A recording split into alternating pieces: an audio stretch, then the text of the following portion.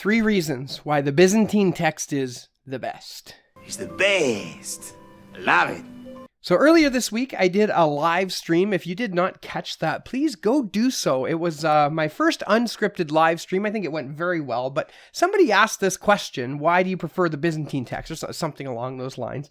And so I fleshed out some reasons there, and I thought today would be a good day to hone that in a little bit and just share some reasons why I think the Byzantine text position is better than the critical text position and maybe even the Textus Receptus position. So let's get into it. Reason number 1, it makes for better compatibility for any theological position surrounding preservation. Preservation is, kind of a big deal, right? It's not just that God had inspired the text, which we believe as Christians, right? God inspired the authors who writes the text. There's an element of seeing that through from the time it was written to the time we have it today. Now, I understand that our critical text friends, they believe in preservation as well. At least many of them do. I don't necessarily know if all of them do. But a lot of the evangelical textual critics, they do believe in preservation. This is slightly different, which allows for their position. But I think there's some points in regards to the critical text which kind of doesn't sit right when you think about preservation.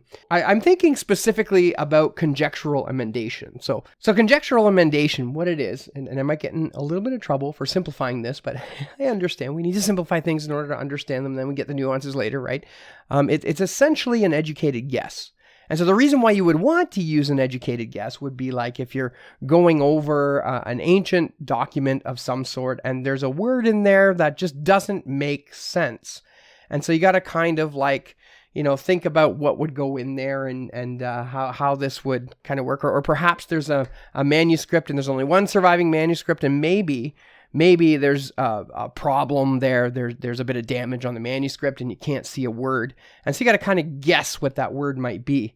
So take for example, say you had a manuscript of Martin Luther King's famous speech, I have a dream that people would be judged by the content of their character and not by the color of their skin, something like that. So take that for example. So let's just say that the word character, for whatever reason, was scratched out, maybe a mouse chewed through the page where that specific word is. And so what you see is something like, I have a dream that men would be judged by the content of their and not by the color of the skin. Well, you would take an educated guess based on everything else that's written in the document, what might fill that. And perhaps you would come up with character, or perhaps you would come up with content of their morals, or conduct, or content of their conduct.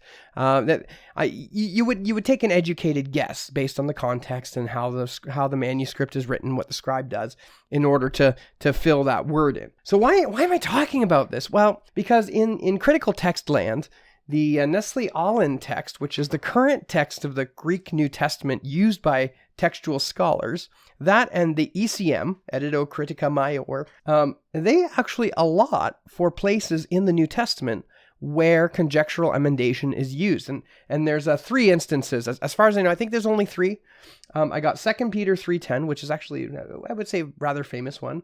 But the day of the Lord will come as a thief in the night, in which the heavens will pass away with a great noise, and the elements will melt with fervent heat. Both the earth and the works that are in it will be burned up. Okay, now there's a textual variant here where it instead of being burned up, that's the New King James Version, they will be exposed. However, there is 3 manuscripts that are not Greek, okay? And conjectural emendation here, we're talking about readings that are put into the text that don't have any Greek support at all, 0 Greek manuscripts. But in this instance, instead of saying that their works will be exposed, the Nestle-Aland 28 edition and the ECM suggest that we ought to put in the works that are in it will not be exposed. And by adding the word not, that word does not occur at all in any of the Greek New Testament manuscripts. Rather, they occur in 1 Syriac manuscript and 2 Coptic manuscripts, from what I can see. There might be 1 or 2 more in there. They don't exist in the Greek manuscript tradition at all.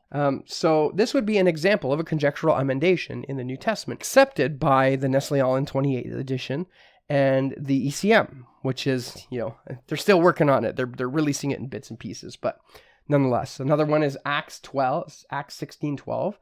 and from there to Philippi, which is the foremost city of that part of Macedonia.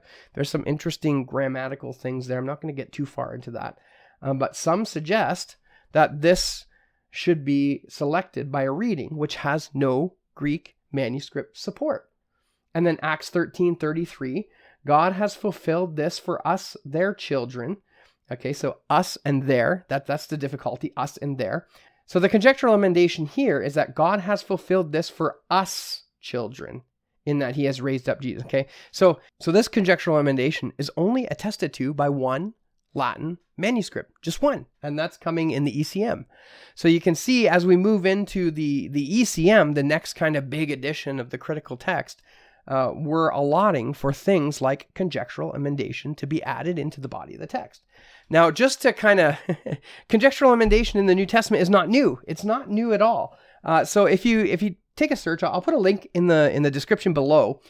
There's an article on the Evangelical Textual Criticism blog where Peter Gurry writes just a small write-up with the help of Jans Krans to show in places where the Nestle-Aland tradition, so starting from the 13th edition, where it was suggested that the conjectural reading ought to be included in the New Testament text. Now there's a bit of confusion. You have to take a look at some of the comments and stuff to clear that up. But it's understood that these conjectural emendations, though they don't appear in the body of the text, they do appear in the apparatus. It is suggested that Erwin Nestle himself believed those to be the actual text, and the reason why they made it into the apparatus instead of the main body is because of the tradition of the critical text going forward and some things that he had going on with that. So you can see in some of his answers here, Peter says, note carefully, in Nestle 13, the reading Erwin Nestle thought was the original one is not always printed in the main text. Sometimes it's printed in the apparatus instead. So when it comes to the critical text, there is conjectural emendation. And granted, okay, it's not all over the place. There's 3 documented places of it in the current editions of the critical text. But nonetheless, I ask the question, we come back to that first reason why the Byzantine text is better than the critical text. And it's this, it's that the Byzantine text fits better a compatibility with preservation. If we come to the place in the Greek manuscript tradition where it's believed that there's no support, what does it say about preservation if we have to perform an educated guess to determine what text goes there? What does it do for preservation if we have to look outside the vehicle with which the New Testament was written in, that is Koine Greek, and we have to look to other versions to bring those in? What does that say about preservation? Now, my opinion, okay, in my opinion, I know not everybody's going to share this opinion, but in my opinion, I don't think you can ratify a position which allows conjectural emendation and then hold to some form of preservation. Oh, I understand that my critical text brothers will say they hold to some form of preservation, and that very well may be, but this is one of the issues I have trouble with the critical text is just that. I don't think that we can claim preservation and then say conjectural emendation here. And so this is why I think the first reason that Byzantine priority works better is because it works better with a theology of preservation.